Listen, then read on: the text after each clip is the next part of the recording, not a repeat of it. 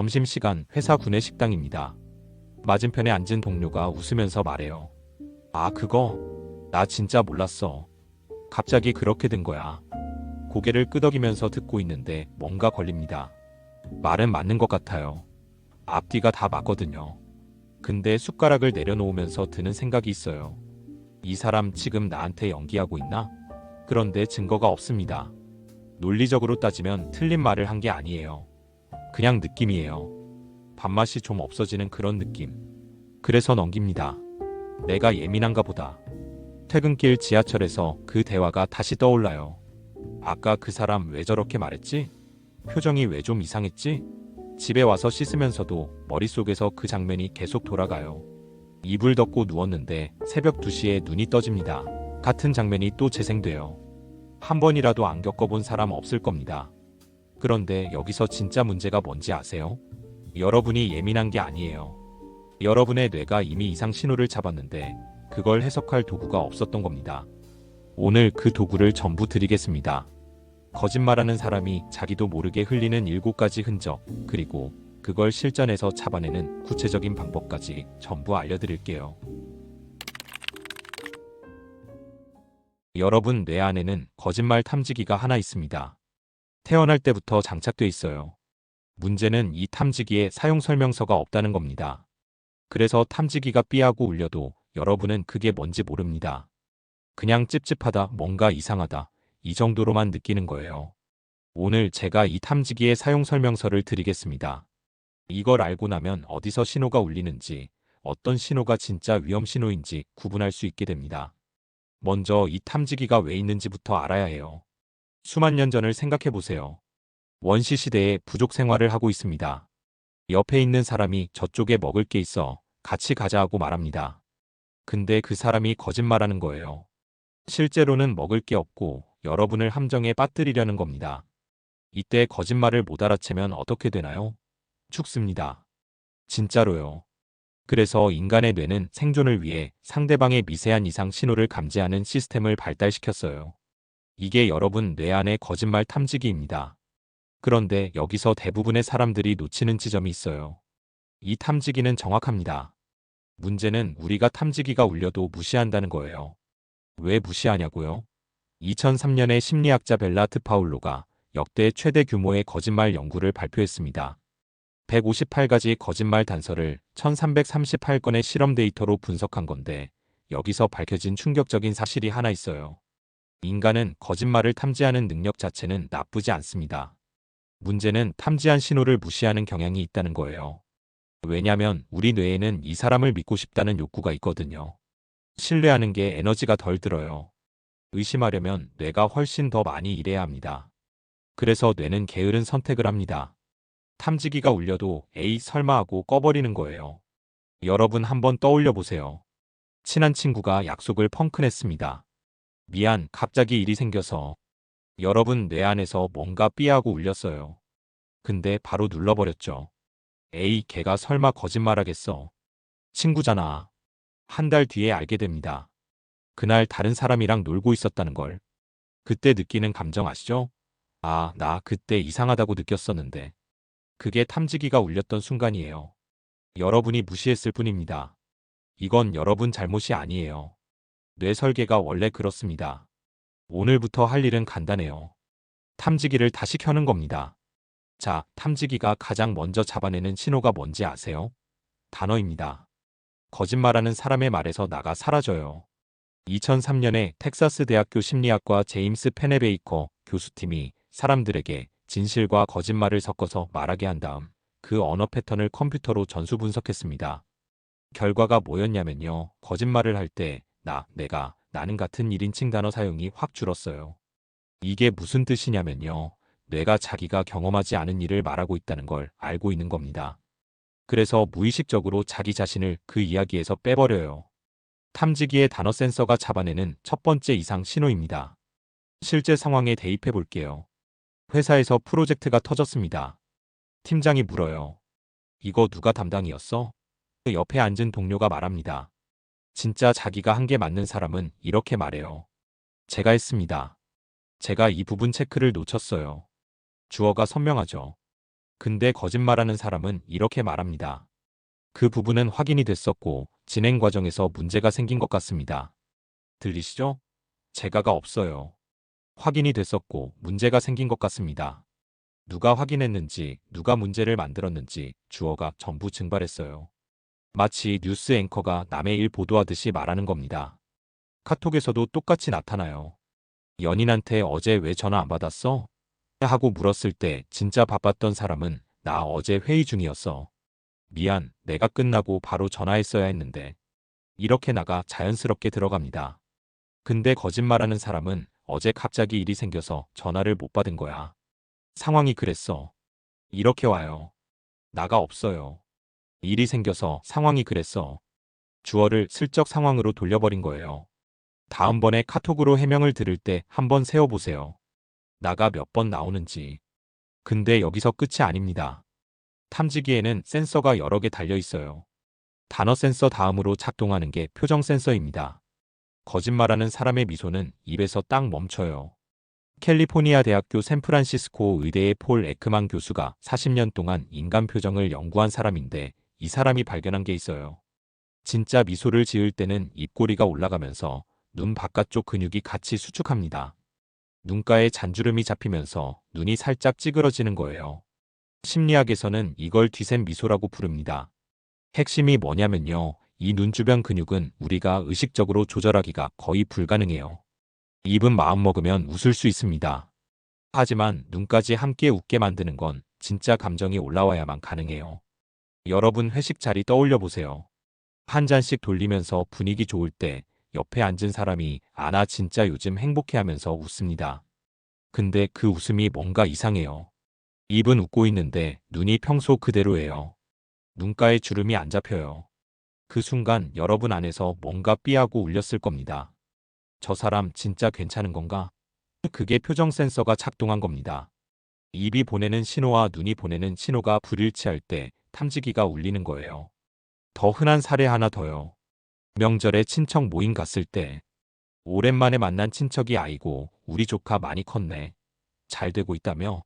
하면서 웃어요. 근데 그 웃음이 불편합니다. 왜 불편한지 몰랐는데 이제 아시겠죠? 입만 올라가고 눈은 그대로였던 거예요. 그 친척이 진짜 기뻐서 웃은 게 아니라 사회적으로 웃어야 하는 상황이니까 입만 올린 겁니다. 이 불일치를 여러분의 탐지기가 잡은 거예요.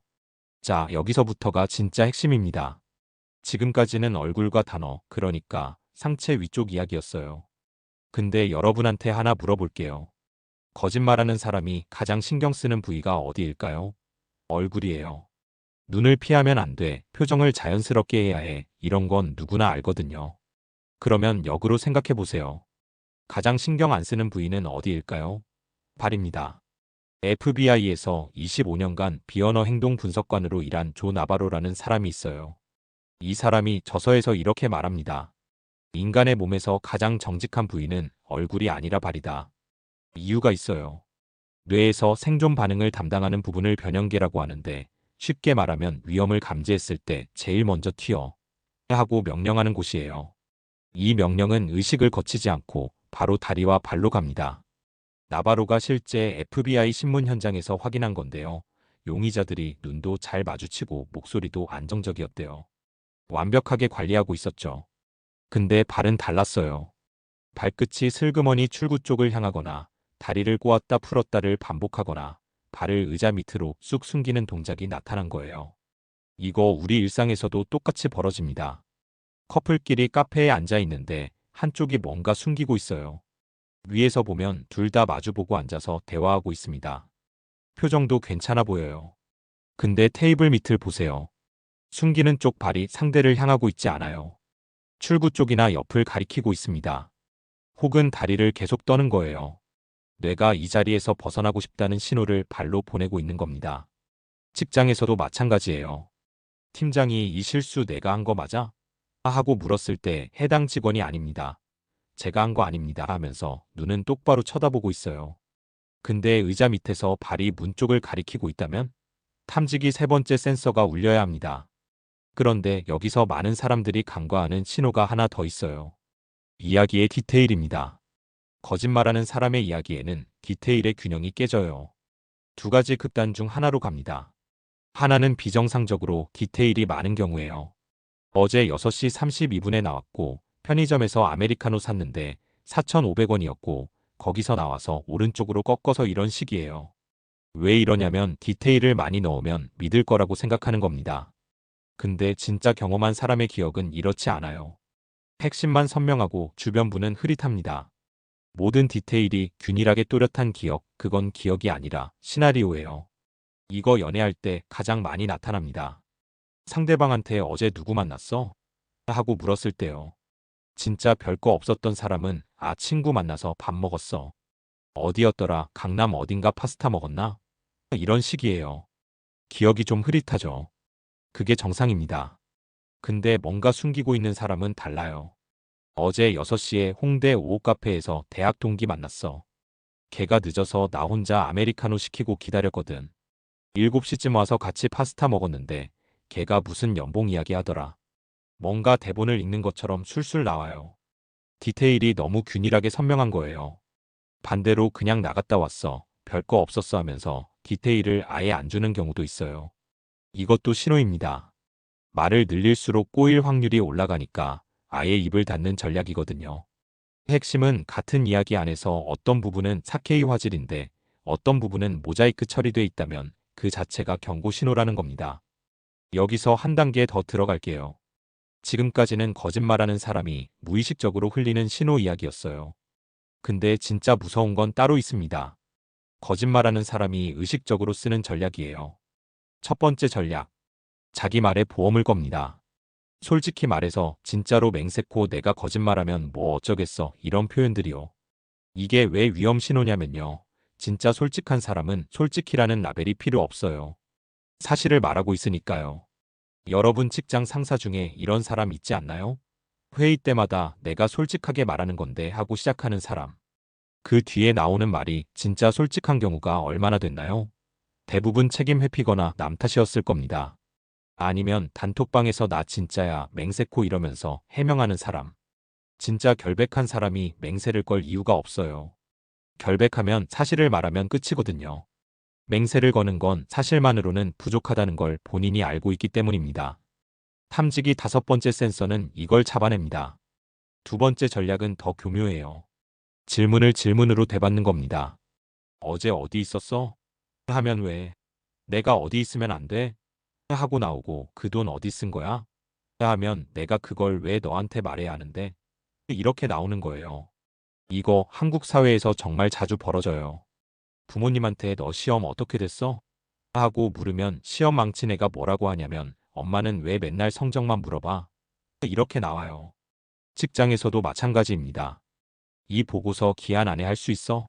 하고 물었을 때 자신 없는 사람이 팀장님은 항상 저한테만 이런 거 시키시죠? 이렇게 받아치는 거예요. 질문에 답을 안 하고 감정으로 공수를 전환해버리는 겁니다. 질문한 당신을 가해자로 만들어서 더 이상 파고들지 못하게 막는 거예요. 진실을 말하는 사람은 질문을 위협으로 느끼지 않아요. 어제 어디 있었어? 하면 어제 집에 있었어 이렇게 끝나요. 단순하게 직접적으로. 마지막 탐지기의 7번째 센서입니다. 이게 가장 잡기 어려운 신호예요. 역설적인데 이상 신호가 하나도 없는 경우입니다.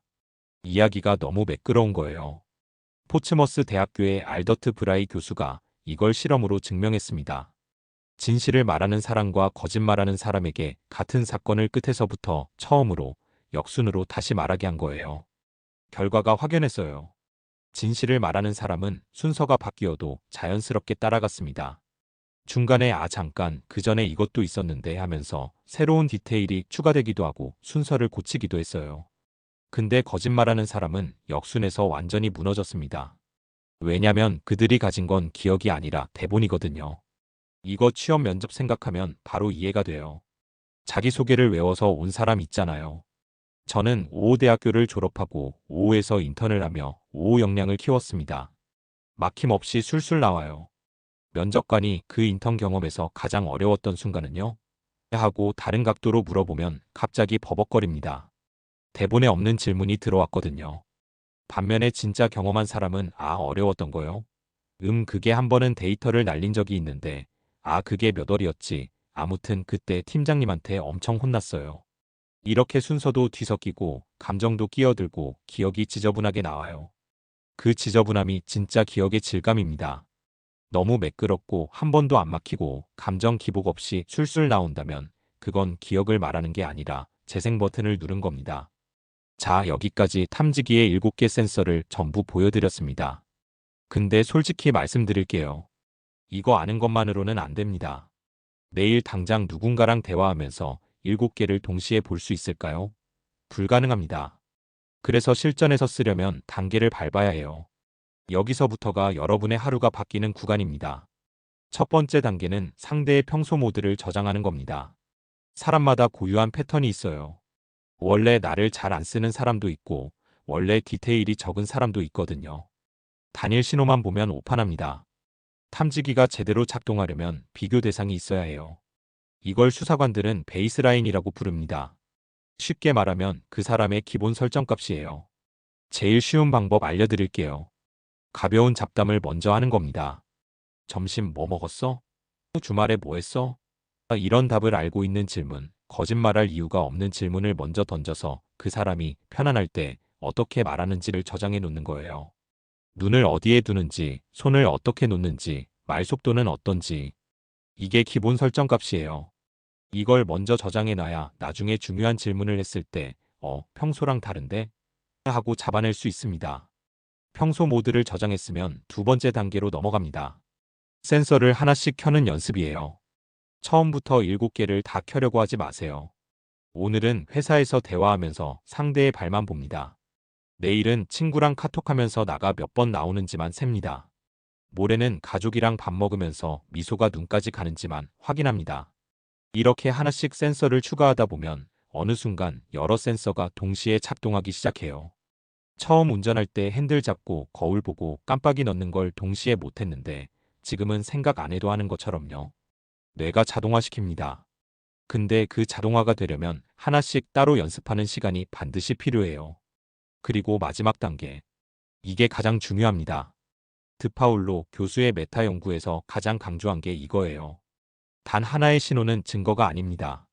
센서 하나가 울렸다고 거짓말이 아니에요. 긴장한 사람도 발을 떨고 내성적인 사람도 나를 잘 안 쓰고 피곤한 사람도 눈으로 안 웃거든요. 탐지기가 진짜 경고를 보내는 건 여러 센서가 동시에 울릴 때입니다. 나도 사라지고 눈도 안 웃고 발도 출구를 향하고 이야기가 너무 매끄럽고 솔직히를 반복한다면 그건 오작동이 아닙니다.